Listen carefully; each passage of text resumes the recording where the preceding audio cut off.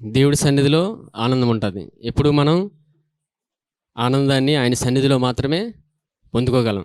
ఎందుకు? దేవుడు ఎప్పుడు ఆశపడే ప్రాణాన్ని చూస్తాడంట. హల్లెలూయా! ఎవరైతే ఆయన సన్నిధిలో ఆశపడతారో ఆయన చూస్తుంటాడంట ఆశపడే ప్రాణాన్ని. దేవుడి సన్నిధిలో ఎవరైతే ఆశపడతారో దేవుడికి వారంటే చాలా ఇష్టం అంట. అంటే ఇక్కడ అటువంటి ఆశను కూడా దేవుడు మనలోనే పెడతాడు. అది ప్రత్యేకం ఏంటంటే ఆశ అనేది దేవుడు మనలోనే పెడతాడు.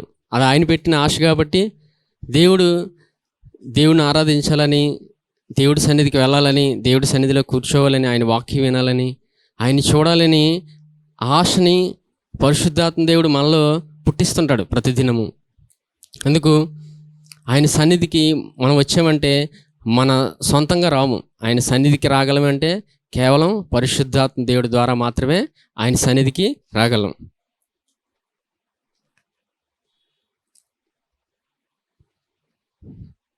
సరే, వాక్యం చూద్దామమ్మా. లూకా సువార్త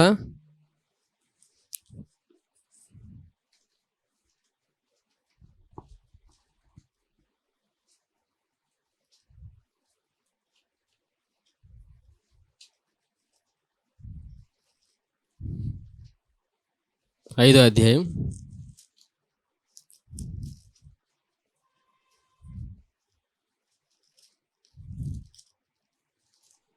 19వ వచనం. లూకా సువార్త 5వ అధ్యాయం 19వ వచనం.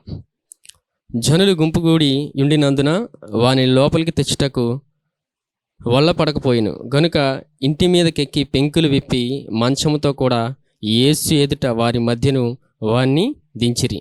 ఆయన వారి విశ్వాసము చూసి, మనుషుడా, నీ పాపములు క్షమించబడి ఉన్నవని వానితో చెప్పగా, శాస్త్రులను పరిసయ్యులను దేవదూషణ చేయుచున్నాడు ఈడెవడు, దేవుడు ఒక్కడే తప్ప మరి ఎవడు పాపములు క్షమింపగలడని ఆలోచించి కొనసాగిరి. యేసు వారి ఆలోచన ఎరిగి, మీరు మీ హృదయములలో ఏమి ఆలోచించుచున్నారు? నీ పాపములు క్షమింపబడి ఉన్నవని చెప్పుట సులభమా? నీవు లేచి నడువుమని చెప్పుట సులభమా? అయితే పాపములు క్షమించుటకు భూమి మీద మనుష్య కుమారునికి అధికారం కలదని మీరు తెలుసుకొనవలనని ఆయన వారితో చెప్పి పక్షవాయు గలవాన్ని చూచి, నీవు లేచి నీ మంచం ఎత్తుకొని నీ ఇంటికి వెళ్ళుమని నీతో చెప్పుచున్నాను. హల్లెలూయా! దేవుడు చేసిన గొప్ప అద్భుతం అండి. యేసుప్రభు ఆయన సువార్తలు అనేక అద్భుతాలు చేశారు. ప్రాముఖ్యంగా ఈ అద్భుతం అనేది చాలా ప్రత్యేకంగా ఉంటుంది. ఎందుకంటే నేను వాక్యం చదువుతున్నప్పుడు చాలా దినాల నుంచి ఒక ప్రశ్న ఉండేది. స్వస్థపరచడం అనేది యేసుప్రభువులో చూసాం మనం. ఆయన స్వస్థపరుస్తాడు, గుడ్డి వారికి కళ్ళు ఇస్తాడు, కుంటి వారికి లేవనెత్తాడు, చనిపోయిన వారిని బ్రతికిస్తాడని మనం చూసాం. వాక్యంలోని ప్రతి దినము వాక్యం చదువుతుంటే కనబడుతుంది. ఈ వాక్యం ఏంటంటే ప్రత్యేకంగా పాపములు క్షమించబడ్డ, అది కేవలం పాపములు క్షమించబడడం అనేది, పాపములు క్షమించే అధికారం దేవుడికి తప్ప ఈ భూమి మీద ఏ మనుషుడికి ఉండదు. కానీ ఇక్కడ చూస్తే యేసుప్రభు దేవుడిగా కనబడతాడు. అంటే ఆయన దేవుడే, కానీ పరిసయ్యులకు మాత్రం ఆయన మనుషుడిగా కనబడుతున్నాడు. ఎందుకంటే పరిసయ్యులు ఎప్పుడు యేసుప్రభుని ఎప్పుడు పట్టుకుందామా, ఎప్పుడు ఆయన దొరుకుతాడా, ఎప్పుడు ఆయన్ని నిందిద్దామా, ఎప్పుడు ఆయన దొరుకుతాడని ఎప్పుడు పరిసయ్యులు కనిపెట్టేవారు. యేసుప్రభు ఎక్కడికి వెళ్తే అక్కడ వచ్చుతుండేవారు. ప్రతిదినము ఆయన ఎక్కడికి వెళ్ళినా, ఏ స్థలంకి వెళ్ళినా పరిసయ్యులు మాత్రం వెంటాడుతూనే ఉండేవారు. కానీ ఈ సందర్భంలో మాత్రం ఆయన దేవుడు. ఎందుకంటే ఆయన 100% దేవుడు, 100% మానవుడు. కానీ ఈ సందర్భంలో క్లియర్గా దేవుడిగా కనబడుతుంటాడు. ఎందుకంటే దేవుడు తప్ప ఈ భూమి మీద మానవుని యొక్క పాపములు క్షమించే అధికారం ఏ మనిషికి లేదు. కానీ యేసుప్రభు మానవుడిగానే వచ్చాడు, కానీ అదే సమయంలో ఆయన దేవుడు కూడా. ఇది ప్రాముఖ్యంగా మనం నమ్మాల్సింది ప్రతిదినం ఏంటంటే దేవుడు మన ప్రతి పాపాన్ని ఆయన క్షమించాడని. హల్లెలూయా! యేసుప్రభు మన కోసం వచ్చి మనందరి పాపముల కొరకు శిలువ మీద బలియాగం అర్పించి మరణించి పునరుద్ధానుడై తిరిగి లేచాడు. అందుకే మనం పాట పాడుతున్నప్పుడు చూసాం, మరణాన్నే జయించిన వీరుడని. మరణాన్ని జయించిన వీరుడు యేసుప్రభు మాత్రమే. భూమి మీద మరణాన్ని ఆయన మాత్రమే జయించాడు. జయించి 3 దినాలు సమాధిలో ఉండి పునరుద్ధానుడై తిరిగి లేచాడు ఆయన.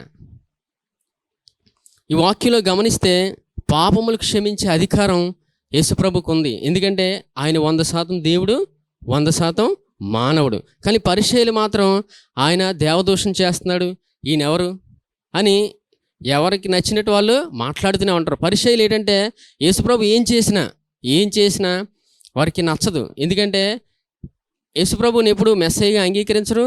ఆయన్ని ఎప్పుడు ఒక మానవుడిగానే చూసేవారు.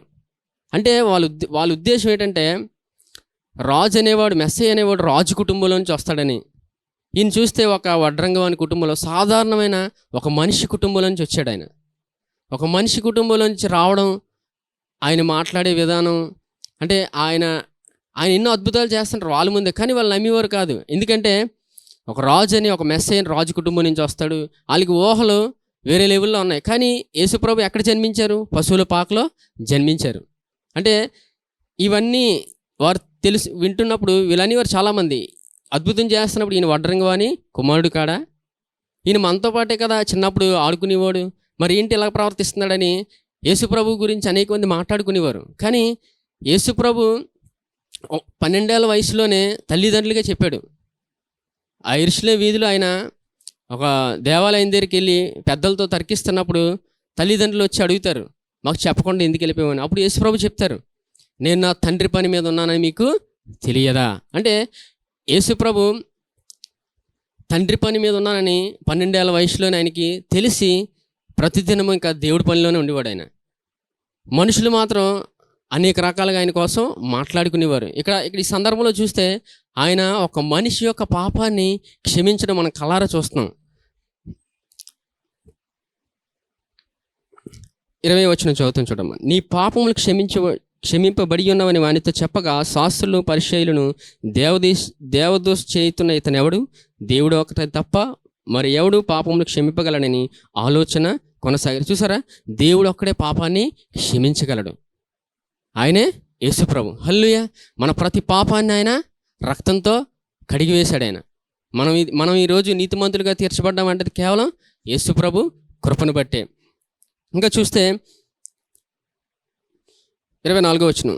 అయితే పాపములు క్షమించుటకు భూమి మీద మనిషి కుమారునికి అధికారం కలదని మీరు తెలుసుకొనవలనని వారితో చెప్పి పక్షవాయు గలవాన్ని చూచి నీవు లేచి నీ మంచం ఎత్తుకొని నీ ఇంటికి వెళ్ళుమని నీతో చెప్పుచున్నాను నేను. చూసారు, యేసుప్రభు మొదట ఆ వ్యక్తి యొక్క పాపాన్ని క్షమించి వెంటనే ముట్టి స్వస్థపరిచి నీ పరుపెత్తుకొని వెళ్ళమన్నాడు. అంటే దేవుడు ఇక్కడ ఏం నేర్పిస్తున్నారంటే పాపాన్ని క్షమించాడంటే ప్రతిదినము మనం నమ్మాల్సింది ఏంటంటే ఆయన మన ప్రతి పాపాన్ని ఆయన క్షమించాడని. మన పాత ప్రస్తుత భవిష్యత్ ప్రతి పాపాన్ని ఆయన క్షమించాడు. ఇంత గొప్ప దేవుణ్ణి మనం కలిగి ఉన్నప్పుడు ప్రతిదినం మనం నమ్మాల్సింది ఏంటంటే నా ప్రతి పాపాన్ని ఆయన క్షమించి వేశాడని. మరి క్షమించిపోతే ఏమవుతుంది అంటే నమ్మకపోతే ఏమవుతుంది యేసుప్రభుని? మరి యేసుప్రభు మన ప్రతి పాపాన్ని ఆయన క్షమించాడు కదా, మన ప్రతిదినం నమ్మాలి కదా. మరి నమ్మకపోతే ఏమవుతుంది అనేది ఒక చిన్న కథ చెప్తాను, వినండి అమ్మ, జాగ్రత్తగా వినండి. ఒక గ్రామంలో ఒక అక్క తమ్ముడు ఉంటారు. అయితే వాళ్ళు చిన్నప్పటి నుంచి స్కూల్స్కి వెళ్ళి చదువుకొని ఇంటి దగ్గర ఉండేవారు. కానీ స్కూల్ సెలవు టైంలో ఇంట్లో ఉన్నప్పుడు వాళ్ళ మమ్మీ ఆఫీస్కి వెళ్ళిపోతుండేవారు. ఆఫీస్కి వెళ్ళిపోయినప్పుడు వీళ్ళిద్దరూ ఆడుకుండేవారు, రోజుకి మామూలుగానే ఆడుకునేవారు. కానీ ఒక సందర్భంలో ఆడుకొని ఒక బాల్ ఆట ఆడుతున్నప్పుడు వాళ్ళ ఇంట్లో ఉన్న ఒక కోడి పిల్లకి బాల్ తగిలి చచ్చిపోతుంది.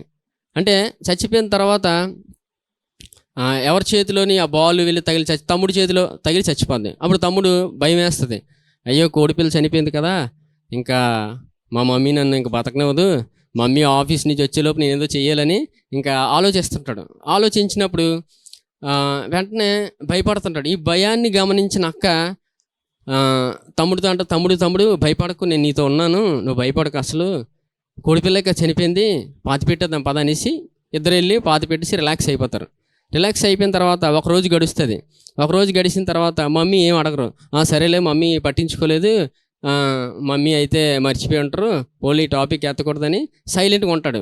అయితే 2వ రోజు అయిన తర్వాత అక్క దగ్గరికి వస్తుంది, తమ్ముడు ఏం చేస్తున్నావు అంటే, ఏం లేదాక హోంవర్క్ ఉంది కదా రాసుకుంటున్నానంటే, అలాగా హోంవర్క్ రాసుకో, అయితే నా హోంవర్క్ కూడా రాసే అంటుంది. అయితే అక్క మాట అనగానే, ఇదేంటి నా హోంవర్క్ నేను చేయలేకపోతున్నాను, మా అక్క హోంవర్క్ కూడా నేను ఎలా చేయనని, సరేలే అక్క నేను చేస్తాను, మరి ఒకసారి అడిగావు కదా ఇప్పుడు అడగు, నా హోంవర్క్ నువ్వు చేస్తావు, కానీ ఫస్ట్ టైం నువ్వు నీ హోంవర్క్ చేయమంటావు, అది గొప్ప విషయం ఉంటుందని పాపం చేసి ఇచ్చాడు. సరే రెండో రోజు అయిన తర్వాత మళ్ళీ అక్క వచ్చింది. అక్క వచ్చి తమ్ముడు ఏం చేస్తున్నావు అంటే మళ్ళీ హోంవర్క్ చేస్తున్నా అంటుంది. సరే తమ్ముడు నా హోంవర్క్ చేసి అంటుంది. అయితే ఇది ప్రతిదినము అలాగా చేస్తుంటే తనకి ఇబ్బంది కలుగుతుంటుంది. ఇబ్బంది కలిగి ఇదేంటి మా అక్క రోజు హోంవర్క్ నాతో చేయించుకుంటుందని ఆలోచన వస్తుంది. ఇంకో 2 రోజులు పోయిన తర్వాత తమ్ముడు ఏం చేస్తున్నావు హోంవర్క్ చేస్తున్నావు, సరే ఎంతసేపు హోంవర్క్ రాయడమేనా, నా బట్టలు ఉతికే అంటుంది. అంటే చివరికి ఇదేంటి మా అక్క హోంవర్క్ రాయమంది, ఇప్పుడేమో బట్టలు ఉతకమంటుంది, సరే ఉతికేద్దాంలే, ఉతికేస్తాడు. ఇంకొక రోజు గడుస్తుంది. ఇంకో 2 రోజులు పోయిన తర్వాత మళ్ళీ అక్క వస్తుంది. తమ్ముడు ఏం చేస్తున్నాను, మళ్ళీ హోంవర్క్ చేస్తున్నాను. తమ్ముడు ఎంతసేపు హోంవర్కేనా, ఈసారి గిన్నెలు కడిగి అంట. అంటే ఇక్కడ గమనిస్తే వాళ్ళ అక్క ప్రతిదినము తమ్ముడిని టార్చర్ చేయడం మొదలు పెడుతుంది. తనకు అర్థమవుతుంది ఎందుకు అక్క అలా ప్రవర్తిస్తుందో. అప్పుడు అక్కని అడుగుతాడు, అంటే ఎందుకు నాతో ఈ పనులు చేస్తున్నావు అని అడుగుతాడు. సరే చెప్తాను విను, నువ్వు బాల్తో కోడి పిల్లల్ని చంపిస్తావు, ఇప్పుడేమో ధైర్యంగా ఇంట్లో కూర్చొని హోంవర్క్ రాస్తున్నావు, నేను చెప్పను అనుకున్నావు మమ్మీతోని, నువ్వు ఎలా అనుకున్నావని అని తనని గద్దించి భయపెడుతుంది. అక్క నువ్వు చెప్పవు కదా అక్క, నా సొంత అక్క కదా అక్క అంటే, నేనెందుకు చెప్పను, నేను చెప్పేస్తాను మమ్మీతోని, నువ్వు నేను చెప్పే పని చేయకపోతే డెఫినెట్లీ మమ్మీతో చెప్పేస్తాను. అక్క అలా చేయకక్క, నువ్వు నీ పని, నువ్వు చెప్పిన ప్రతి పని నేను చేస్తున్నాను, ఇంకెందుకు చెప్తావు అన్నప్పుడు, సరే నేను చెప్పిన ప్రతి పని చెయ్యు, నేను మమ్మీకి చెప్పనని అంటాడు. అప్పుడు అక్క అన్నప్పుడు సరే అక్క నేను చేస్తాను అన్నప్పుడు చేస్తుంటాడు, ప్రతిదినము చేస్తుంటాడు, అక్క చెప్పిన ప్రతి పని చేస్తుంటాడు. చేస్తున్నప్పుడు తనకు విసుగు వస్తుంది. ఇదేంటి మా అక్క ప్రతి పని నాతో చేయించుకుంటుంది, ఈ స్కూల్ టైంలో సెలవుల టైంలో ఎంజాయ్ చేద్దాం అనుకున్నాను, అక్క నన్ను ఇలాగ ఇబ్బంది పెట్టేస్తుందని ఇంకా తట్టుకోలేకపోతాడు. ఆ బాధని తట్టుకోలేక ఎందుకు ఎవడ పడతాడు ఈ బాధని మమ్మీకి చెప్పేద్దామని ఒకరోజు మమ్మీ రిలాక్స్గా తోటలో కూర్చుంటారు. మమ్మీ దగ్గరికి నెమ్మదిగా వెళ్ళి మమ్మీని చూడగానే భయపడగానే నాన్న దగ్గర రాని మమ్మీ పిలిచినప్పుడు వెళ్తాడు. వెళ్ళిన తర్వాత మమ్మీ కౌగిలించుకొని ముద్దు పెట్టుకొని, చెప్పు నాన్న ఎందుకు భయపడకు, నా దగ్గర నీకు ఎందుకు, ఏం లేదు మమ్మీ, నేను ఒక మన కోడిపిల్ల ఉన్నాయి కదా, ఒక కోడిపిల్ల చచ్చిపోయింది, మీకు ఎలా చెప్పాలో తెలియట్లేదంటే, అది నాకు ఎప్పుడో తెలుసు అంట. అది నాకు ఎప్పుడో తెలుసు అన్నప్పుడు ఒకసారి ఇప్పటి వరకు బట్టలు ఉతికినవి, గిన్నెలు కడిగినవి, హోంవర్క్ అన్నీ గుర్తొస్తాయి. ఒకసారి మమ్మీ నన్ను ఎంత సులువుగా క్షమించేస్తారు అనుకోలేదు అని తను బాధపడతాడు. మమ్మీ మరి మీకు ఎలా తెలుసు అంటే, 10 కోడిపిల్లలోని ఒక కోడిపిల్ల చనిపోతే నాకు తెలియదని అంట, అది నువ్వే నాకు చంపేవని నేను చూశాను, నాకు తెలుసాను అంటాను. Mummy I'm really sorry mummy, నీ దగ్గరికి నేను రాకపోవడం నేను చేసిన తప్పు, చాలా నష్టపోయాను అని అంటాడు. అన్నప్పుడు తనకు అర్థమవుతుంది ప్రేమ ఎంత, మమ్మీ నన్ను ఎంతగా క్షమించి నా దగ్గర తీసుకొని ఇంతలా నన్ను ఆదరిస్తుందని నేను మర్చిపోయాను, అసలు నేను నమ్మలేకపోతున్నాను అనేసి ఇంకా సరేలే మమ్మీ నన్ను ఇంతగా ప్రేమించారని ఒక 1000 ఏనుగులు బలంతోనే ఇంట్లో తిరుగుతుంటాడు. ఈలోపు అక్క వస్తుంది. అక్క వచ్చి ఏం తమ్ముడు ధైర్యంగా తిరుగుతున్నావు, ఏటి సంగతి అని అంటుంది. చెయ్యవా పనులు అంటే నేను చెయ్యను అంటాడు. లేదు గిన్నెలు బట్టలు ఏంతో తోమని అంటాడు. ఈ మాట అనగానే అక్కకి ఏం అర్థం అవ్వదు, ఇదేంటి ఎలా మాట్లాడుతున్నాడని. లేదు నువ్వు చెయ్యాలి, మమ్మీకి చెప్పేస్తాను, చెప్పుకో అంటాను. ఇద్దరికి గొడవ అవుతుంది. చెప్పుకో, నువ్వేం చేస్తావో చేసుకో, నేను మాత్రం నువ్వు చెప్పిన పని మాత్రం నేను ఎట్టి పరిస్థితిలో చేయను అంటాడు. ఓహో అదా సంగతి అనేసి నేను మమ్మీకి మొత్తం చెప్పేశానక్క, మమ్మీ నన్ను ఎంత ప్రేమించారో నీకు తెలీదు, నేను తెలియక ఎంతకాలం నీకు లోబడిపోయి పనులన్నీ చేసుకొచ్చి నేను నష్టపోయాను అని చెప్పుకొని తను అక్కడి నుంచి వెళ్ళిపోతాడు.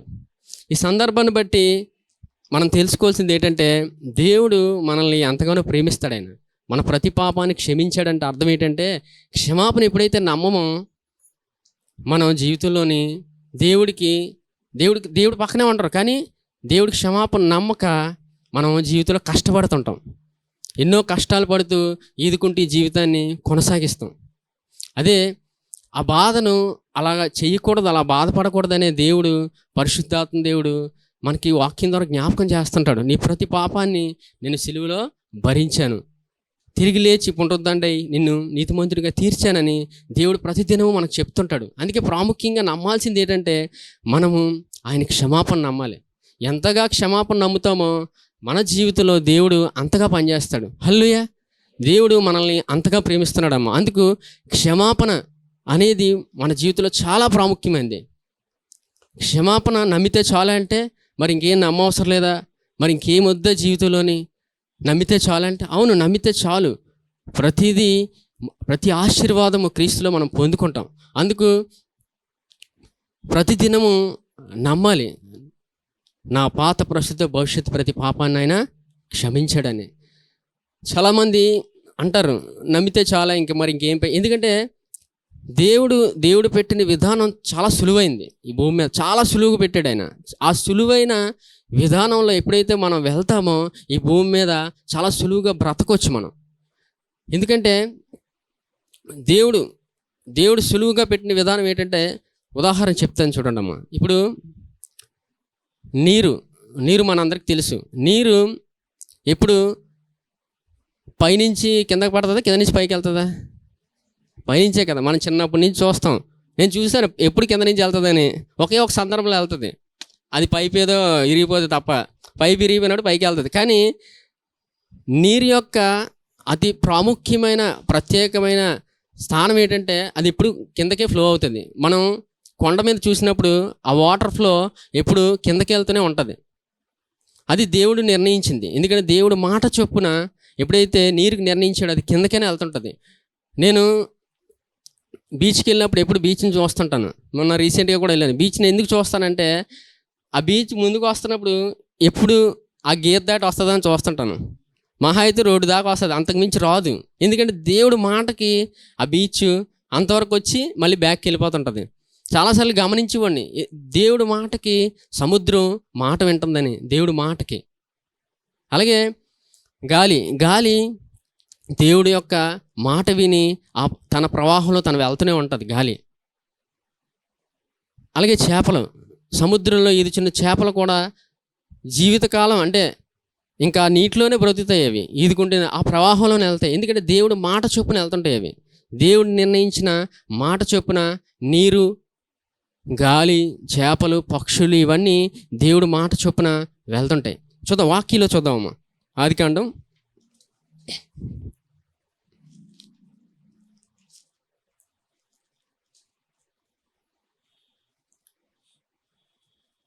1వ అధ్యాయం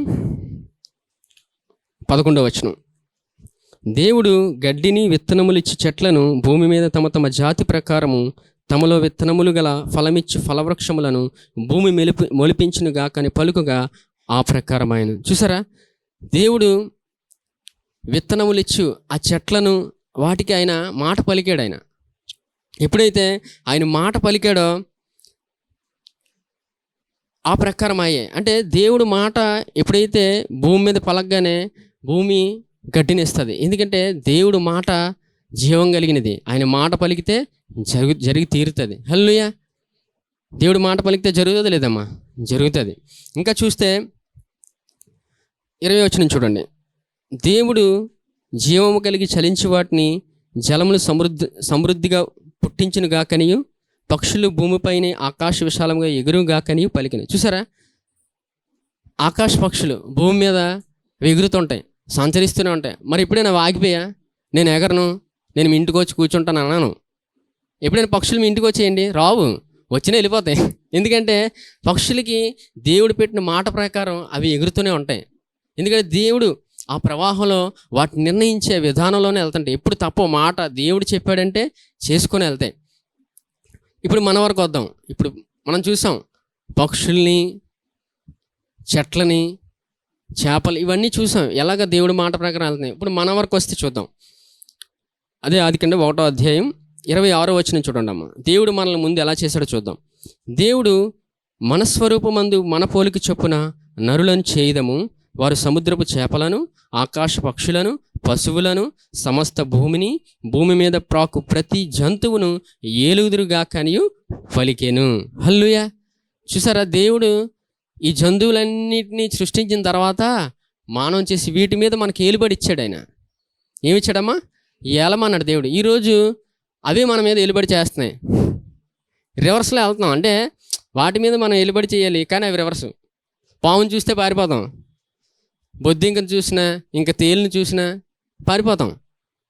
ఎందుకంటే వాటిని చూసి మనం భయపడుతున్నాం. వాటిని మీద మనం ఏలుబడి చేయాల్సిన మనం అవి మనకు రివర్స్గా పనిచేస్తున్నాయి. అంటే దేవుడు పెట్టిన విధానం అనేది జరగట్లేదు. హల్లెలూయా. దేవుడు పెట్టిన విధానం వేరు, కానీ ఇక్కడ జరుగుతుంది వేరు. మరి దేవుడు పెట్టిన విధానం ఏంటి? ఆయన విధానాల్లోకి వెళ్ళాలి కదా. మరి దేవుడు ఎలాగ మనల్ని చేశాడు, ఆ విధానాల్లోకి వెళ్ళిపోవాలి కదా, తెలుసుకోవాలి కదా అని మనం దేవుడిని అడుగుతాం, దేవుడు నేర్పిస్తాడు. మరి ఇక్కడ చూస్తే ఇదే వచనంలో 27వ వచనం అమ్మ, దేవుడు తన స్వరూపమందు నరుని సృజించెను, దేవుని స్వరూపమందు వారిని సృజించెను, స్త్రీనిగాను పురుషునిగాను వారిని సృజించెను. దేవుడు వారిని ఆశీర్వదించెను, ఎట్లనగా మీరు ఫలించి అభివృద్ధి పొంది విస్తరించి భూమిని నిండించి దానిని లోబరుచుకొనుడి. సముద్రపు చేపలను ఆకాశ పక్షులను భూమి మీద ప్రాకు ప్రతి జీవిని ఏలుడని దేవుడు వారితో చెప్పాను. చూసారా, రెండోసారి దేవుడు ఏలుబడి చేయమన్నాడు. మనకిచ్చిన అధికారం ఏంటంటే ఏలుబడి చేయమని. మరి ఇక్కడ చూస్తే 27వ వచనంలో దేవుడు తన స్వరూపమందు నరుని సృజించెను. మరి ఇక్కడ చూస్తే దేవుని స్వరూపమందు ఏంటి? ఒకటేనమ్మా, దేవుని స్వరూపమందు అంటే ఏంటంటే, మరి ఇక్కడ గమనిస్తే ఆకాశ పక్షులకి, చేపలకి, జంతువులకి కళ్ళు ఉంటాయి, అవునా? మనకి కళ్ళు ఉంటాయి, కాళ్ళు ఉంటాయి, అవి కాళ్ళతో పాకుతాయి, నడుస్తాయి. సో మరి ఏంటి వేరియేషన్ ఏంటంటే, దేవుడు ప్రతి మాట పలికి చేశాడు. ఆ పలుకు అనేది దేవుడు మనకిచ్చాడు. హల్లెలూయా. ఎంతమంది మాట్లాడతారండి? ఎవరు చేతులు ఎత్తట్లేదండి, మిగతా అందరూ మోగలైతే మాట్లాడిన వాళ్ళందరూ చేతులు ఎత్తండి.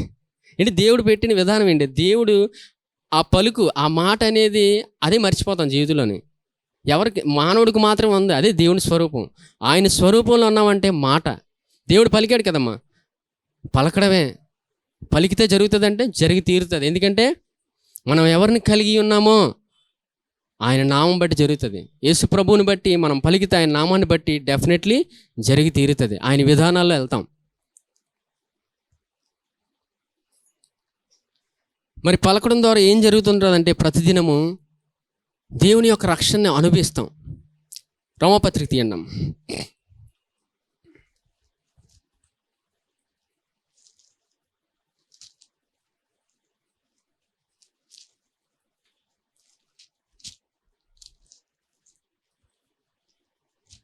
రోమపత్రిక 10వ అధ్యాయం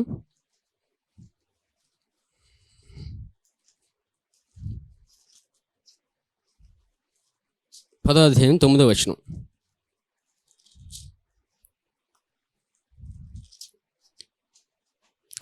అదేమనగా, యేసు ప్రభువుని నీ నోటితో ఒప్పుకొని దేవుడు మృతులలో నుండి ఆయనను లేపనని నీ హృదయమందు విశ్వసించిన యెడల నీవు రక్షింపబడుదువు. చూసారా, యేసు ప్రభువుని నీ నోటితో ఒప్పుకొని ఆయన హృదయమందు విశ్వసించిన యెడల నీవు రక్షింపబడదు. అంటే నోటితో పలికే మాట దేవుడిచ్చిన జీవం మనలో నుంచి వచ్చినప్పుడు బయటికి మనకి ప్రతిదినము రక్షణ అనుభవిస్తాం.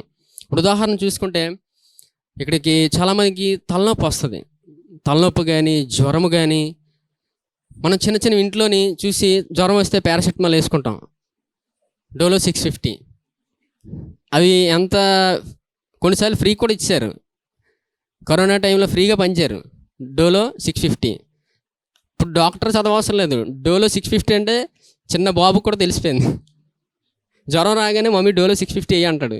అంటే అక్కడ అర్థం ఏంటంటే, దేవుడు జ్వరం కానీ తలనొప్పి కానీ మనకున్న పరిస్థితి, హెల్త్ విషయంలో, ఆరోగ్య విషయంలో దేవుడు ఏం చెప్తున్నాడంటే, మాట పలికితే జరుగుతుంది. ఏ మాట పలకాలి? ఆయన పొందిన దెబ్బల వలన నాకు స్వస్థత కలిగెను అని నమ్మి పలికినప్పుడు నిశ్చయంగా మనం దేవుని యొక్క స్వస్థతను అనుభవిస్తాం. హల్లెలూయా. ఎంతమందికి దేవుని స్వస్థత, దేవుని ఆశీర్వాదం అనుభవించాలని ఉంది? పలకండమ్మ. పలికితే నిశ్చయంగా దేవుడు మన జీవితంలో పనిచేస్తాడు. ప్రాముఖ్యంగా ఏంటంటే, ఈ జీవితంలోని దేవుని క్షమాపణ తెలుసుకుంటూ దేవుని అనుభవించడమేనమ్మా. స్వస్థతలు జరుగుతాయి, ఆశీర్వదించబడతాం, అన్నీ చూస్తాం. ప్రాముఖ్యంగా ఏంటంటే దేవుణ్ణి అనుభవించడమే. దేవుణ్ణి అనుభవించడమే దేవుడు మనిషికి ఇచ్చిన గొప్ప జీవితం. ఈ జీవితంలో దేవుణ్ణి ఎప్పుడు అనుభవించాలి. దేవుణ్ణి అనుభవిస్తే మనం ఎప్పుడు ముందుకెళ్తూనే ఉంటాం, ఆగిపోం. ఇది లేదు అది లేదని మనం ఒక ప్రశ్న పెట్టుకొని జీవితంలో వెళ్ళాం.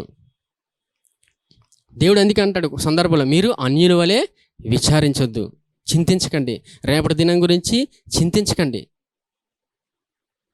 చింత యావత్తు ఆయన మీద ఏమన్నాడు. అందుకే సందర్భంలో చెప్తాడు ఆయన, మత్తయి సువార్త 11:28 ప్రయాసపడి భారం మోసుకున్న సమస్యలారా నా యొద్దకు రండి, నేను మీకు విశ్రాంతి కలుగజేతును. నేను సాత్వికుడును దీన మనస్సు గలవాడును గనక నా యొద్దకు వచ్చి నేర్చుకోండి అని చెప్పారు. ఆయన యొద్దకు వెళ్తే నేర్పిస్తాడమ్మా. ఎంతగా నేర్పిస్తాడంటే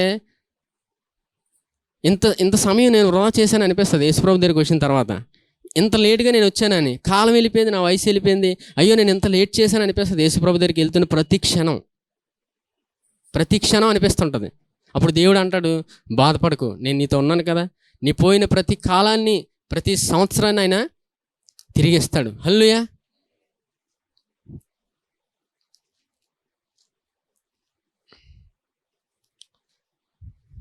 సరే, ఇప్పుడు చాలామంది సరే పలికితే చాలా అన్నీ జరిగిపోతాయా, పలికితే ఇంకేం చేయవసరం లేదా అని కొంతమంది ఉంటారు.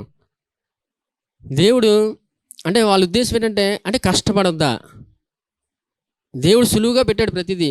కొంతమంది మనుషులు ఏమంటారంటే అయితే కష్టపడొద్దా, పని చేయొద్దా, అంటే మేము కుటుంబాన్ని పోషించుకోవద్దా, అంటే మేము పనికి వెళ్ళొద్దా, ఉద్యోగాలకి వెళ్ళొద్దా, అంటే వెళ్ళొద్దని చెప్పట్లేదు, వెళ్ళకపోతే మరి అలాగా వెళ్ళాలి, ఉద్యోగంకి వెళ్ళాలి. కానీ దేవుడు ఇక్కడ ఏం చెప్తున్నాడంటే సులువుగా పెట్టాడు ఆయన ప్రతిదీ. ఆయన జ్ఞానంతో నింపబడినప్పుడు అర్థమవుతుంది. అంటే యేసుప్రభు మన కోసం కష్టపడ్డాడమ్మా. హల్లెలూయా. మానవుడిగా వచ్చాడు ఆయన. ఒక సాధారణమైన కుటుంబంలో జన్మించి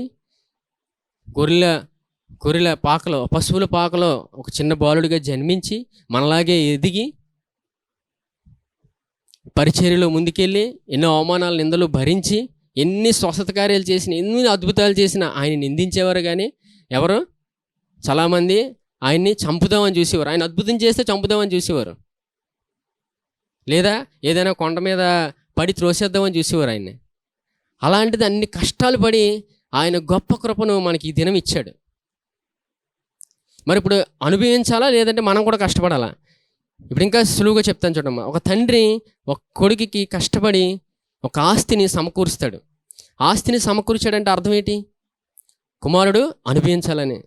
సరే, నా తండ్రి కష్టపడి ఆస్తిని సంపాదించాడు కదా, నేను కూడా కష్టపడదానంటే అర్థం ఉండదు. తండ్రి ఎప్పుడు కొడుకుకి ఆస్తి సంపాదించి ఇచ్చాడంటే అనుభవించాలి. ఇద్దరు వ్యక్తులు కష్టపడితే అనుభవించేది మరి ఎవరు? అనుభవించే వ్యక్తి ఎప్పుడు తెలుస్తుందంటే కష్టపడే వ్యక్తిని చూస్తూ ఇంతగా కష్టపడ్డాడని తెలుసుకొని ఆ ప్రేమ ద్వారా ప్రతిదీ అనుభవిస్తాం, పొందుకుంటాం. యేసుప్రభు మనకి కష్టపడి మనకు ఆశీర్వాదాన్ని ఇచ్చాడు, కృపను ఇచ్చాడు, ఆయన పొందుకుంటాం. యేసుప్రభుని చూస్తే ఆయన దగ్గరికి వెళ్తే నేర్చుకొని ప్రతిదీ పొందుకుంటాం. లేదు మనమే కష్టపడతామంటే అది మనిషికున్న, దాన్ని ఏమంటారంటే మనిషి సామర్థ్యం వెళ్ళే ఒక విధానం, అంటే దాన్ని గర్వం అని కూడా అనొచ్చు. దేవుడి దగ్గరికి వెళ్ళకపోతే మనిషిలో నడిచేది గర్వమే. ఆ గర్వం మీద, మనిషి కష్టం మీద, మనిషి సామర్థ్యం మీద ఆధారపడతారు దేవుని చూడపోతే. ఎందుకంటే మనం చూస్తాం, అంటే దేవుడి యొద్దకు ఉన్నాము అనడానికి ఏంటి? యేసుప్రభు గురించి వింటే విశ్వాసంతో నింపబడతాం. విశ్వాసంతో నింపబడినప్పుడు మనం విశ్వాస పరుగులే వేస్తాం. మనం ముందు దినాల్లో వాక్యం చూసాం మనం. ఎందుకంటే విశ్వాస పడుగు ఎందుకు వేయాలంటే విశ్వాసం లేకుండా దేవునికి ఇష్టలేనుట అసాధ్యం. విశ్వాసం లేకుండా ఏ పని చేసినా తప్పే. విశ్వాసం లేకుండా ఏ పని చేసినా తప్పే. అందుకు కష్టపడ్డం కాదు. ఎందుకంటే దేవుడి దగ్గరికి ఎలా తీసుకొస్తారంటే చాలామంది అడుగుతారు, మరి కష్టపడకూడదు అంటే. కష్టపడడం అంటే ఏం చెప్తారంటే, ఇప్పుడు భూమి మీద ఒక మనిషి, మనం ఉదాహరణ తీసుకుంటే పంట పండించే విషయంలో రైతు కష్టపడతాడు. ఇలాంటి కష్టాన్ని దేవుని ఎదుట పెడతారు. అంటే కష్టపడడం అనేది ఏంటంటే చాలా కష్టపడతారు. కష్టపడి చివరికి ఏమంటారు? నేను కష్టపడ్డాను కదా, నేను పంట రాగానే నేను కష్టపడి చేశాను కాబట్టి ఇది వచ్చింది అంటారు. అంటే కష్టం అనేది మనిషి ఎంతగా ఈ భూమి మీద కష్టపడి వెళ్ళిపోతుంటాడో ఆ కష్టాన్ని చూసుకొని బ్రతుకుతుంటాడు. కానీ దేవుడు ఏమంటున్నాడంటే సులువుగా ఒక మార్గం ఉంచాడు. ఆయన సులువైనది ఇచ్చాడు మనకి. ఆ సులువైనది చూస్తున్నప్పుడు ఈ భూమి మీద సులువుగా బ్రతకడం ఎలాగో తెలుస్తుంది, సులువుగా పనిచేయడం ఎలాగో తెలుస్తుంది. అంటే ఇందులో ఏంటంటే కష్టపడడం అంటే చూడండి, ఉదాహరణ మీకు చెప్తాను. మీకు పక్షిరాజు తెలిసి ఉంటుంది. పక్షిరాజు గ్రద్ద చూడండి, పైకి వెళ్ళిపోతున్నప్పుడు గాలి ఫ్లోని బట్టి వెళ్ళిపోతుంటుంది. గాలి ఎటు వెళ్తుంటుందో ఆ ఫ్లో బట్టి వెళ్తుంటుంది. పెద్ద తుఫాను వచ్చినప్పుడు ఆ సమయంలో కూడా తుఫాను పైకి వెళ్ళి ఎగురుతుంటుంది. అంటే అర్థం ఏంటంటే మరి కష్టపడదా అంటే కష్టపడుతుంది, కానీ ఆ కష్టంలో ఆ పని చేస్తున్న విధానంలో కష్టం తెలియదు. హల్లెలూయా. పక్షిరాజుకు ఉన్న గుణం ఏంటంటే పని చేస్తుంటుంది కానీ కష్టం తెలియదు. అంటే ఆ విధానంలో ఉంది, దేవుడు పెట్టిన విధానంలో ఉండి ముందుకు వెళ్తుంది. హల్లెలూయా. దేవుడు పెట్టిన విధానంలో ఉన్నప్పుడు మనం కూడా ఏం చేస్తుంటామంటే దేవుని చూస్తే వెళ్తుంటాం. దేవుడి విధానం ఇది కదా అని ఎందులో వెళ్ళాలని, నాది కాదు, నేను ఇది చేయలేదు, నేను దీంట్లోకి వెళ్ళడానికి వీల్లేదు అని ఒక సందర్భంలో చూస్తే పౌలు మాట్లాడతాడు. తీయండి అమ్మ 2 కొరింథీ 11వ అధ్యాయం తీయండి.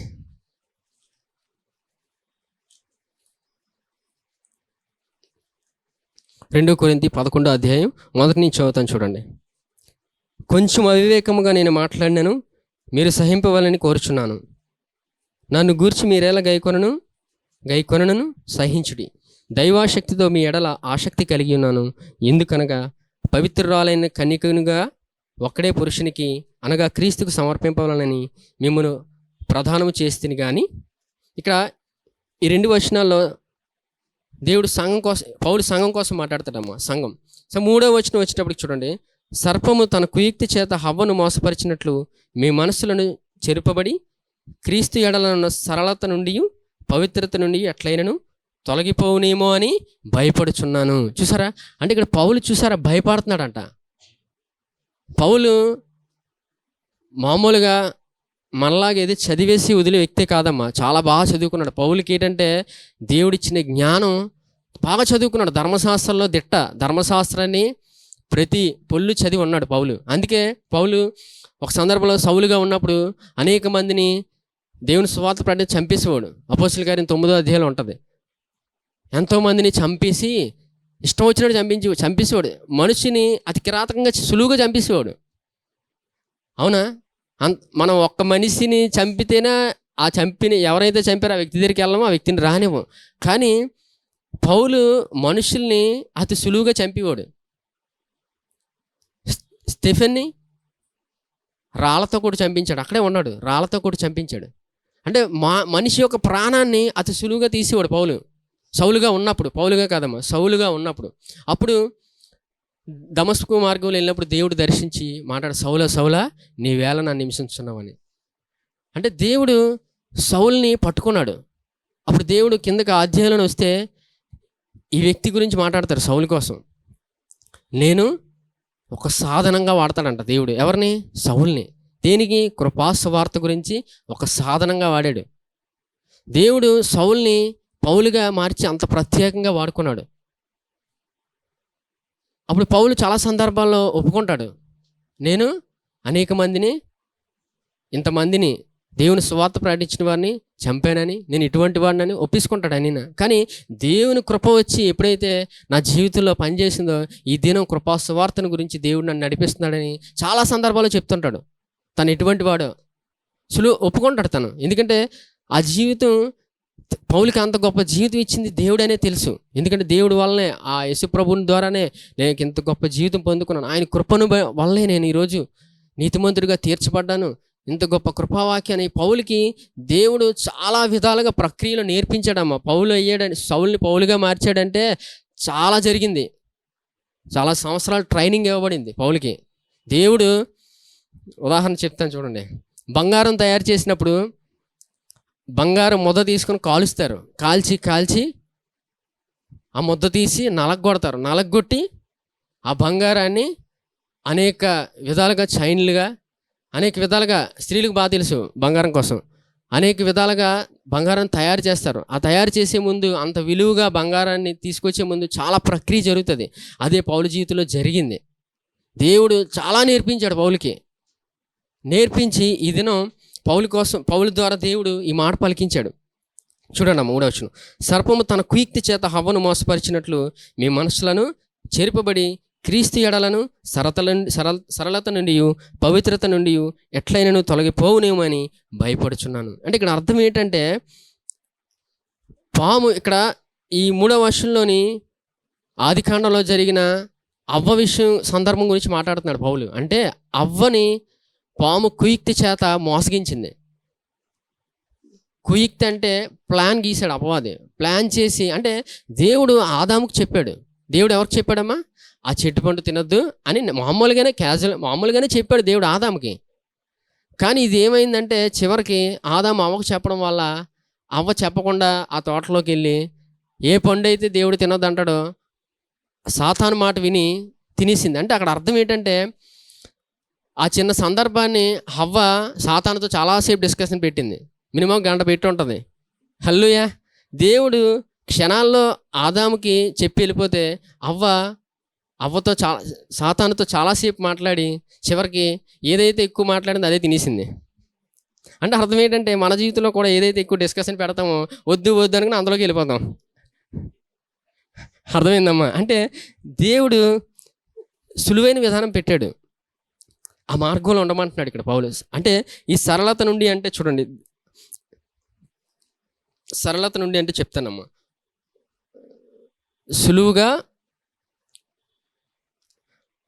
సరళత అంటే సులువు గల స్వభావం ఒక మనిషికి ఉన్న గుణం అది. అంటే సులువుగా అర్థం చేసుకొనుట,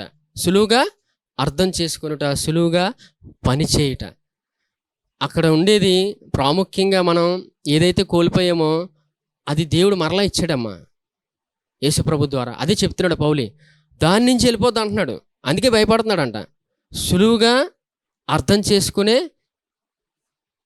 చేసుకునే స్వభావాన్ని ఇచ్చాడు, సులువుగా పనిచేసే విధానాన్ని ఇచ్చాడు దేవుడు. వీటి నుంచి వెళ్ళిపోద్ది అంటున్నాడు, అందుకే భయపడుతున్నాడు. ఇంత సులువుగా దేవుడు పెట్టాడు కదా, మళ్ళీ కష్టపడడానికి వెళ్ళిపోతున్నారు. ఇది తెలియకపోతే దేవుడు ఇంత సులువుగా పెట్టాడా, అది ఎవరికి తెలుస్తుంది అంటే యేసుప్రభు దగ్గరికి ఇలాంటి మాటలు వింటుండే కొలది అది అనుభవించడానికి తెలుస్తుంది. హల్లెలూయా.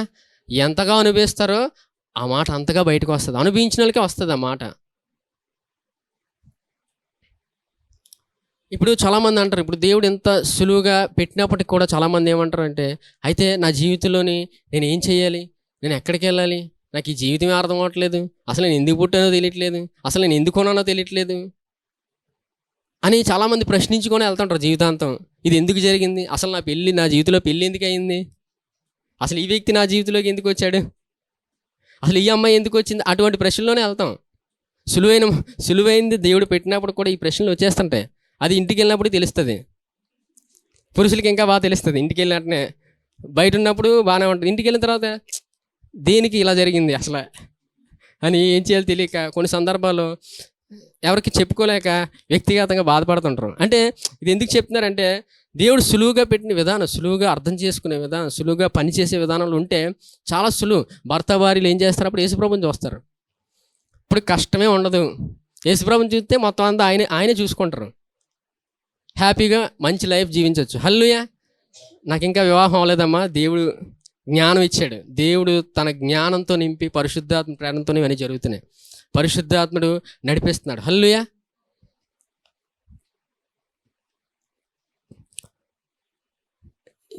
ఈ విధానం, సులువైన విధానం ఎక్కడ ఏం జరిగిందంటే ప్రాముఖ్యంగా ఎందుకు మనిషి ఈ సులువుగా అర్థం చేసుకునే విధానం, ఈ సులువుగా పని చేయటం అనేది ఆదాము మొదటిగా ఏంటంటే అపవాది మాటని తినడం వల్ల, పాపం ప్రవేశించడం వల్ల మానవుడు ఇది కోల్పోయాడు. ప్రాముఖ్యంగా ఇందాక మనం చూసాం, ఎప్పుడైతే పండు తిన్నదో మానవుల్లోకి పాపం రాగానే ఇది కోల్పోయాడు మనిషి. ఏం జరిగిందో చూడండి.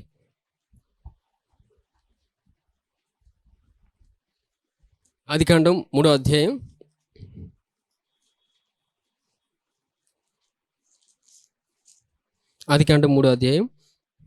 16వ వచనం.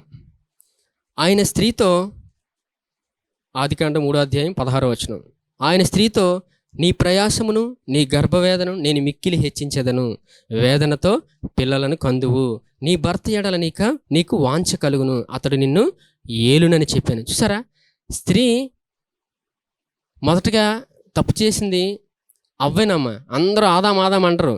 అసలు ఆదాముకి యేసుప్రభు దేవుడు ఒక మాట ఇచ్చి వెళ్తే అవ్వకు చెప్పడం వల్ల అవ్వ మొత్తం విజృంభించింది. అంటే మొదట అవ్వే. అప్పుడు చూసారు ఇక్కడ ఈ వచనంలో చూస్తే ప్రయాసమును 16 ప్రయాసమును నీ గర్భవేదన నేను మిక్కిలి హెచ్చించేదను. చూసారా, ప్రయాస వచ్చింది. దేవుడు ఆదాముకి మొదట ఏం చెప్పారో తెలుసామ్మా? మొదటి అధ్యాయంలో మీరు ఈ సృష్టి అంతటి మీద ఏలుబడి చేయమన్నారు. ఫలించి అభివృద్ధి చెందమన్నాడు. అదే ఇచ్చాడు దేవుడు. అంటే సులువుగా అర్థం చేసుకునుట, సులువుగా పని చేయట, అందులో నుంచి ఇందులోకి వచ్చారు. చూసారా, అవ్వ చేయడం వల్ల ఇందులోకి వచ్చాడు మనిషి. ఆదాం ఏం చేస్తాడు? అవ్వ తిన్నది ముందు బాగానే. ఆదాం ఏం చేశాడు? ఆమె కోసం త్యాగం చేశాడు. స్త్రీని చూడగానే త్యాగమూర్తి అయిపోయాడు ఆదాం. త్యాగశీలు అంటారు కదా, ఆ త్యాగం ఆదాముకి ఎప్పుడైతే వచ్చిందో చివరికి పండు తినేశాడు. పండు తినగానే అతనికి ఏమొచ్చిందో చూద్దాం. ఆయన ఆదాముతో, నీవు నీ భార్య మాట విని తినవద్దని నేను నీకు ఆజ్ఞాపించిన వృక్షఫలం తింటివి కనుక నీ నిమిత్తం నేల శపింపబడి ఉన్నది. చూసారా, ఆదాం వల్ల ఎంత పని అయిపోయిందో, నేల శపించబడిపోయిందంట. ప్రయాసముతోనే నీవు బ్రతుకు దినములన్నీ దాని పంట తిందువు. చూసారా, ఇప్పుడు స్త్రీకేమో గర్భవేదన 9 నెలలు, ఆ బాధ ఎలా ఉంటుందో స్త్రీలకు తెలుసు. పురుషుడికి ఇంకా లైఫ్ లాంగ్ ప్రయాసే. స్త్రీకి 9 నెలలే, పురుషుడికి పెళ్ళికి ముందు ఇంట్లో వాయిస్తారు, పెళ్ళి అయిన తర్వాత భార్య వాయిస్తుంది. చివరిగా నేల కూడా శపింపబడిపోయింది. అవ్వకి అంత ప్రత్యేకత అంటే అది. చివరిగా వీటిని బట్టి ఏమి జరిగిందంటే, మానవుల్లోకి పాపం వచ్చింది. పాపం వల్ల ఏమైందంటే, స్త్రీ ఏమో ప్రయాసపడుతూ పిల్లల కండం, ఇంకా పురుషుడు బ్రతకడం. ఇది ఎందుకంటే పాపం వల్ల వచ్చింది. ఈ పాపం వల్ల ఇంత పని అయింది. ఈ పాపం వల్లే సులువుగా అర్థం చేసుకునేది, సులువుగా పని చేయడం అనేది కోల్పోయాడు. తర్వాత ఇంకా అలా పలకడం అనేది ఇంకన్నీ పూర్తిగా ఇంకా నోటికి వచ్చినట్టు మాట్లాడుతున్నారు. దేవుడు పెట్టే విధాన్ని పూర్తిగా వెళ్ళిపోయారు. ఎవరికి నచ్చినట్టు మాట్లాడుతున్నారు, ఎవరికి ఇష్టం వచ్చేది మాట్లాడుతున్నారు. దేవుడు పెట్టే విధానం ఏమిటి, మనిషి చేస్తుంది ఏంటి? జంతువు మాట వింటుంది, నీరు మాట వింటుంది, గాలి మాట వింటుంది, కానీ మనుషులు మాత్రం ఆ ప్రవాహంలో లేడు. చూసారా, దేవుడు మనిషి ఎక్కడికి వెళ్ళిపోయాడు చివరికి. అందుకే ఈ మానవులందరూ మరలా దేవుడి విధానంలోకి వచ్చి దేవుడిచ్చిన గొప్ప ఆశీర్వాదాన్ని పొందుకోవాలనే దేవుడి కుమారుడు వచ్చాడమ్మా. హల్లెలూయా. ఆయన్ని చూస్తే జీవితంలో ప్రతి పరిస్థితి మారి తీరుతుంది. జీవితంలోని ఇంత గడ్డు పరిస్థితి మారదు, నా జీవితం ఏంటి ఎలా ఉందన్న జీవితాన్ని వాళ్ళ చరిత్రనే మార్చేస్తాడు ఆయన. హల్లెలూయా. మీకు తెలిసి ఉంటుంది, పేతురుని దేవుడు మొదటగా ఒక జాలారి, ఆ జాలారిని దేవుడు ఎంచుకొని దేవుడు ఏమన్నాడు తెలుసా? నువ్వు మనుషులు పట్టు జాలారు అవుతావు అన్నాడు. అలాగా నువ్వు బండవు అవుతావు అన్నాడు. చివరికి అపోస్తలత్వం కూడా పొందుకున్నాడు పేతురు. అంటే అలాగే పౌలు కూడా అపోస్తులు అయ్యాడు. ఒక సాధారణమైన వ్యక్తులు పరలోక సంబంధమైన పిలుపుకి అర్హులైపోయారు. దేవుడు ఎంచాడమ్మ. యేసు ప్రభు కృపను బట్టి జరిగింది. ఆయన మీరు యేసు ప్రభుని ఎంతగా క్షమించాడని నమ్ముతుంటారో ప్రతి దినము ఆయన పెట్టే ప్రతి ఆశీర్వాదాన్ని అనుభవిస్తారు. దేవుడు గొప్ప ఆశీర్వాదాన్ని ఇచ్చాడమ్మా. చూద్దాం ఎక్కడ ఉంచాడు దేవుడు. ఎఫ్సీలు రాసిన పత్రిక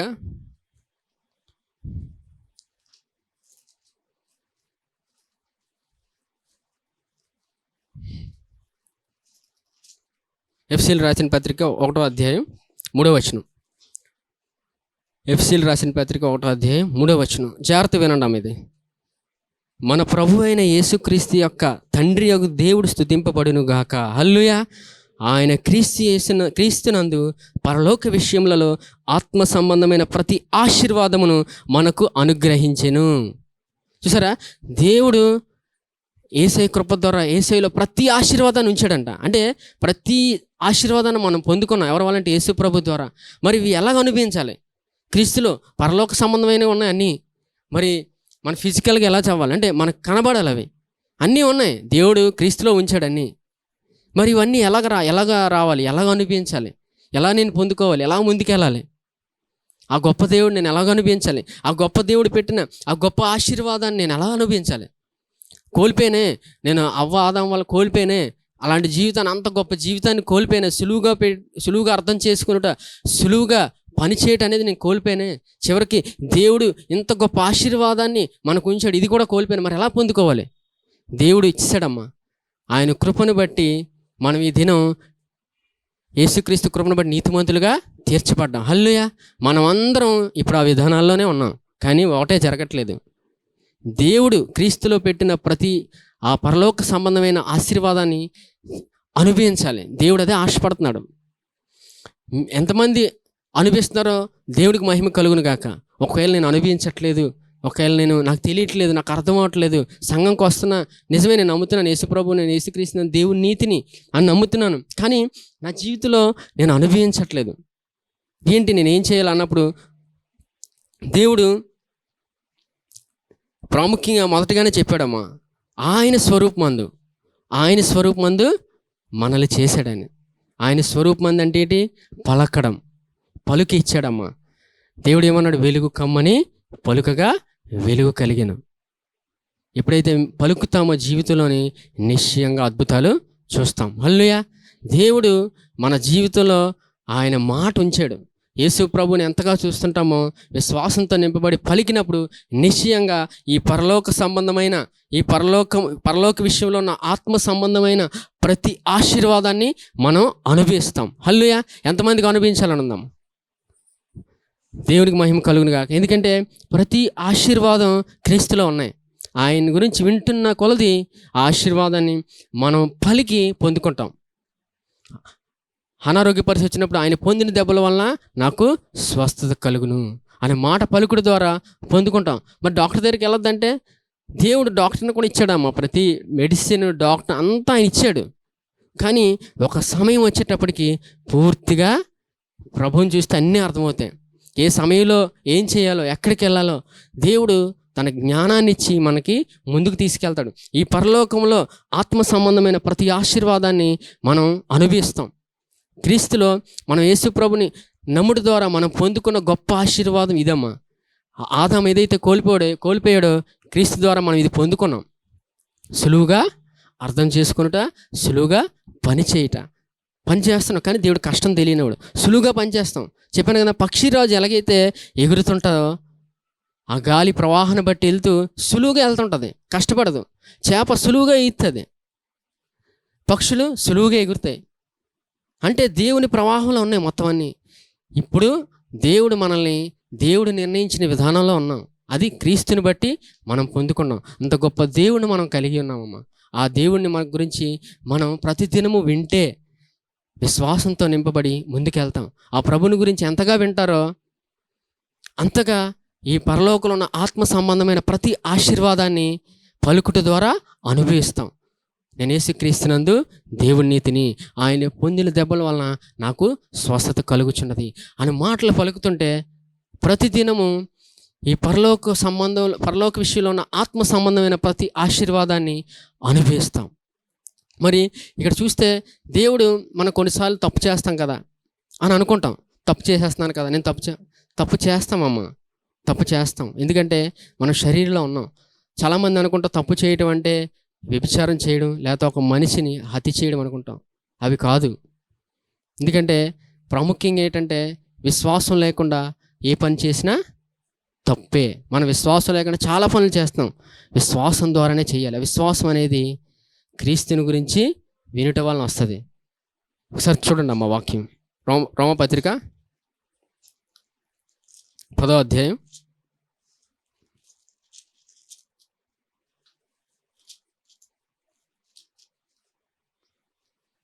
17వ వచనం.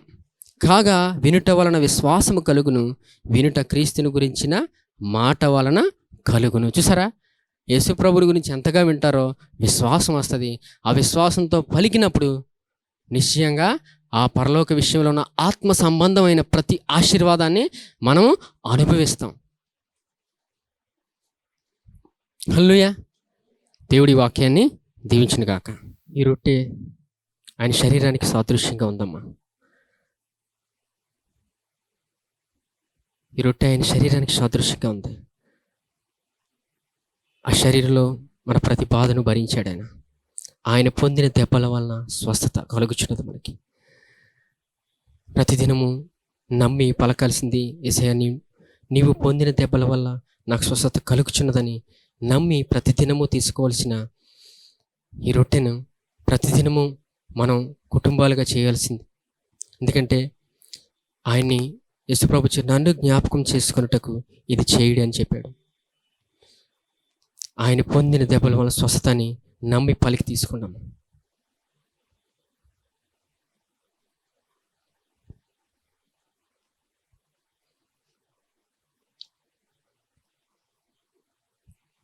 ఈ పాత్రలో ఉంది ఆయన రక్తానికి సాదృశ్యంగా ఉంది. ఆయన రక్తం వలన మన నీతిమంతులుగా తీర్చబడ్డాం. ఆయన రక్తంతో ప్రతి పాపాన్ని కడిగివేశాడు. పాత ప్రస్తుత ప్రతి పాపాన్ని కడిగివేశాడు. ఇంత గొప్ప కృపను మనకిచ్చాడు. మన మంచితనం కాదు, మన జ్ఞానం కాదు, మన భక్తి కాదు, కేవలం ఉచితమైన ఆయన కృపను బట్టి మనం పొందుకున్నాం. ఆయన కృపను బట్టి మనం నీతిమంతులుగా తీర్చబడ్డాం. ఆయన కృపను బట్టి నీతిమంతులుగా తీర్చబడ్డాం. నేను యేసుక్రీస్తునందు దేవుని నీతి అనే మాట పలికి నమ్మి తీసుకోండి.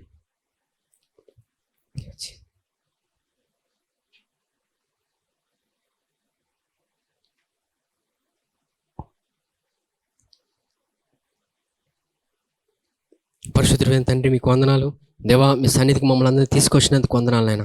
దేవా, మీ సన్నిధిలో ఎంత గొప్ప కృపను గురించి పరిశుద్ధాత్మ దేవ మీరు బోధించిన ఈ గొప్ప కృపా వాక్యాన్ని గురించి మీకు వందనాలు నాయన. ఎంత గొప్ప కృపను మాకు ఇచ్చావు నాయన. ఆదాము కోల్పోయిన దాన్ని దేవా మరలా మా క్రీస్తు ద్వారా మాకు ఇచ్చారయ్యా. మమ్మల్ని నీతిమంతులుగా తీర్చారు నాయన. సులువుగా అర్థం చేసుకుంటా, సులువుగా పనిచేయటం దేవా, ఇంత గొప్ప కృపను మాకు ఇచ్చినందుకు వందనాలు. క్రీస్తులో ప్రతి ఆశీర్వాదాన్ని మాకు ఇచ్చినందుకు వందనాలు. ఆ పరలోక విషయంలో ఆత్మ సంబంధమైన ప్రతి ఆశీర్వాదాన్ని దేవా మీరు క్రీస్తులో ఉంచినందుకు వందనాలు. దేవా, నమ్మి పలుకుడి ద్వారా ప్రతిదినము మీరు అనుభవించమంటున్నారు నాయన. ఇంత గొప్ప కృపను మాకు ఇచ్చినందుకు వందనాలు. యేసుని దేవా మీరు మాకు ఇచ్చినందుకు వందనాలు. ఇంత గొప్ప కృపను మాకు ఇచ్చినందుకు వందనాలు నాయన. దేవా, ఇక్కడికి వచ్చిన ప్రతి బిడ్డను మీ సన్నిధిలో ఎత్తుపట్టుకున్నాను. వారి కుటుంబ విషయాలు ప్రతి పరిస్థితి మీకు తెలుసు నాయన. దేవా, ఇబ్బంది పెడుతున్న ప్రతి పరిస్థితిలో మీ సమాధానం దయచేయండి. మీ సమాధానం దయచేయండి. మీ కృపను దయచేయండి. మీ కృపను, మీ కనికరాన్ని, మీ దయను దయచేయండి నాన్న. వారి ఉద్యోగ విషయంలో మీ కృపను దయచేయండి. వారి బిజినెస్ విషయంలో మీ కృపను దయచేయండి నాన్న. కుటుంబాల్లో మీ సమాధానంతో నింపి వారిని నడిపించి వాడుకోండి నాయన. దేవా, బిడ్డలందరినీ వాడుకొని మీరే మహిమ ఘనత పొందుకోమని నజరేయుడైన యేసుక్రీస్తు నామములో అడుగుచున్నాను తండ్రి. ఆమేన్. యెహోవా నిన్ను ఆశీర్వదించి నిన్ను కాపాడును గాక. యెహోవా తన సన్నిధి కాంతి ప్రకాశింపచేసి నిన్ను కరుణించును గాక. యెహోవా తన సన్నిధి కాంతి ఉదయింపచేసి నీకు సమాధానం కలుగజేయును గాక. ఆమేన్.